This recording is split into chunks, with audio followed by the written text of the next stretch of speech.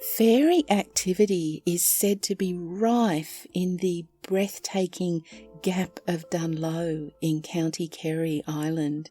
In fact, Kerry itself is abundant with recorded sightings and interactions with fairies, and it's easy to see why.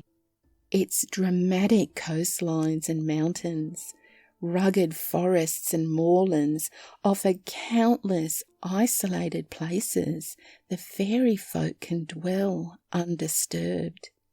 But that doesn't mean they don't come out from time to time. Take a look at these 3 wildly different interactions with fairies in Kerry. We begin with something quite beautiful. Within the last 60 years, there lived in our midst a comely old Irish lady who firmly believed in the fairies. Her name was Molly Casey, and she lived alone in her little mud-walled cabin, which was well known in the district. Before she would retire to bed every night, she placed on the table food for all her dead friends. She also set a blazing fire and a lighted candle, all for the accommodation of what we call the good people. Molly would lay awake all during the night waiting for the company to arrive. She would then, from her bed, call them by their names to instruct them about the regulation of the table and the taking of their meals. On the night of Molly Casey's death, as the wake was in progress, a white horse, unknown in the district, was seen passing slowly by her house. The belief of the people was that it was the fairies, or good people, who were attending the wake. On the bank of the River Main, right near my house, a strange light is seen at about 9 o'clock on winter nights, only on winter nights.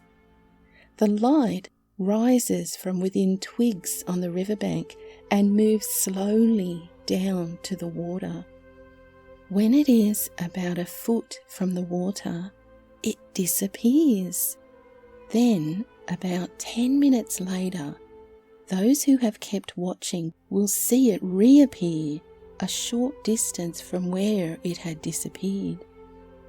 The light moves slowly eastwards until it comes to the bridge that crosses the River Main. When it comes to the bridge, the light stops and shines over it. Then, men or something like them can be seen clearly under the light, wearing straw hats and fighting each other with ferns on the bridge. The light slowly rises higher and higher into the sky until it disappears and no more can be seen of the men on the bridge. These men are believed to be the fairies. I believe in the fairy people, and my family know ways of dealing with them. It's a lucky thing too. It was May in 2018. My boyfriend and I were cycling the track through a place called the Black Valley in County Kerry. It sounds gloomy, but really it's a lovely place.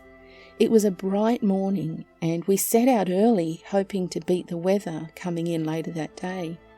We'd been riding only about 30 minutes when I saw this lovely painted horse stood there beneath a fairy tree, and it was looking at us, and I mean staring at us, hard like. If you don't know what a fairy tree is, I'll tell you, it's a lone hawthorn tree sitting in the middle of a field all by itself. And so it was, this fairy tree had a horse stood under. I don't know what it was about this horse, but I felt like it was calling me or something. So I called out to my boyfriend to stop, and we hopped off our bikes, jumped over the stone wall and walked over to it. As we got closer, I could see that this horse was shattered. It was exhausted, like its eyes were beseeching or something, but it wasn't moving. It was standing right still. And then I saw why. Surrounding the horse, about a yard from its hooves, was a neat circle of stones. My boyfriend reached his arm out to pat the horse, and I smacked it down and said, "Don't go putting your arm in a fairy ring." I thought a minute and decided it was best to just call my mum and ask her, so I did, and she told me what to do. So with my boyfriend holding my left arm, I stood close to the outside of the stone ring and leaned my right arm into the ring and grabbed the mane of the horse and pulled it out. I'd like to tell you it was a gentle tug, but the good people don't give up their mischief easy, so it was more of a heave really, but it worked. The horse stumbled when it got out of the ring, and then it just ran away. I'm sure he was grateful, though he didn't stick around to say so. Once we were out of that field, I knew that we'd used up all our luck that day, so we decided to turn around and rode straight home. We spent the rest of that day on the couch with Netflix. But we went back the next weekend to check on the horse, and he looked grand. He was well away from the fairy tree, mind you. But we were really lucky, especially being it was May. I think it's important to say that without my boyfriend there to hold one of my arms, I wouldn't think of reaching into that fairy ring for fear of never getting out myself. I'd like to think the good people were just having some fun with the horse, dancing and singing all night long. I surely hope they meant it no harm, for they do have a care for animals, but you never can be sure with fairies. My advice to anyone spotting a fairy ring is to stay well away, never step in it, no matter what. Even if there is a pile of coins or a diamond ring or anything else sat in the middle of the ring, just keep walking, don't stop, and don't be tempted. And best stay clear of the fairy trees too, just leave them be, and you should have no trouble.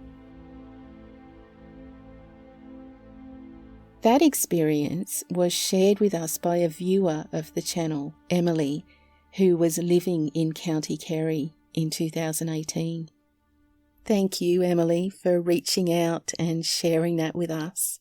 I think this reminds us that, as is the way with fairies, their behaviour cannot be easily interpreted or anticipated.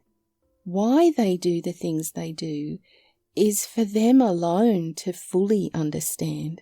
The best we can do is observe, respect, and protect ourselves as best we can. In Emily's case, she was really fortunate to come from a family who accepted the ways of the fairies. Her mum knew exactly what the safest and least intrusive action was, and I dare say she told Emily to get away from that field once it was done. If you enjoy me sharing these true tales, old and new, show me some love via that like button and in the comments. I'd really appreciate it.